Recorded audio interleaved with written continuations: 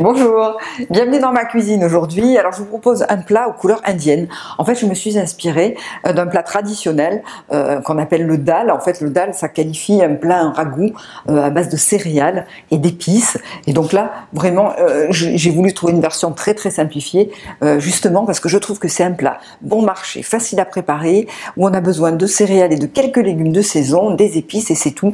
Vraiment pour un plat complet pour le mois de février, c'est réconfortant. Alors pour aujourd'hui, donc ce dal, je vais le faire à base de lentilles corail. Et pour les légumes, je vais prendre juste 3 légumes qu'on trouve en ce moment sur le marché, des oignons, de la butternut et des patates douces, donc à quantité égale. Je vais mettre vraiment autant d'oignons que de patates douces et que de courges.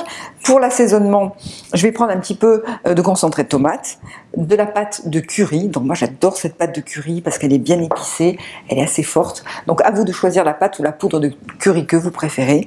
Du lait de coco, ça marche toujours bien, curry, lait de coco, un petit peu d'huile d'olive, sans oublier de la sauce soja. Et pour la fraîcheur, de la coriandre ciselée.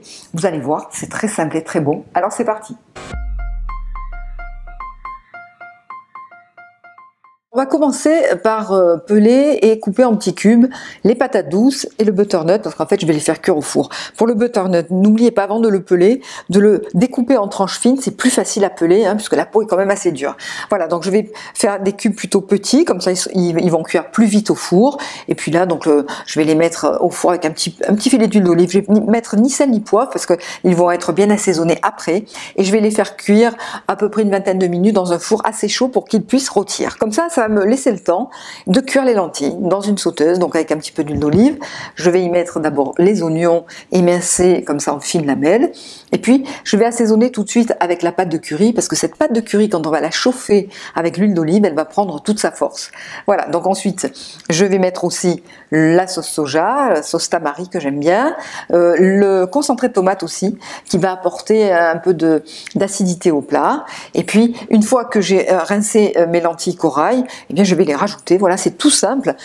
Pour faire cuire les lentilles, eh bien je vais verser la boîte entière de lait de coco, et puis je vais quand même rajouter un petit peu d'eau claire, peut-être l'équivalent d'un petit verre d'eau, pour que les lentilles aient assez de liquide pour gonfler, pour cuire. Il faut à peu près une petite demi-heure à la lentille corail, à couvert, à feu très doux, pour cuire.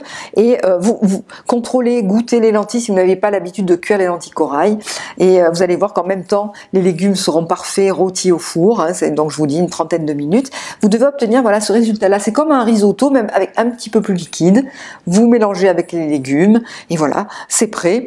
Vous pouvez en plus dans ce plat rajouter les légumes que vous voulez selon la saison. Moi j'ai hâte de faire ce plat avec des aubergines et des courgettes, et puis vous le servez avec de la coriandre ciselée, bien fraîche comme ça, ou si vous n'aimez pas la coriandre, avec du persil, pourquoi pas de la ciboulette. Alors bon appétit!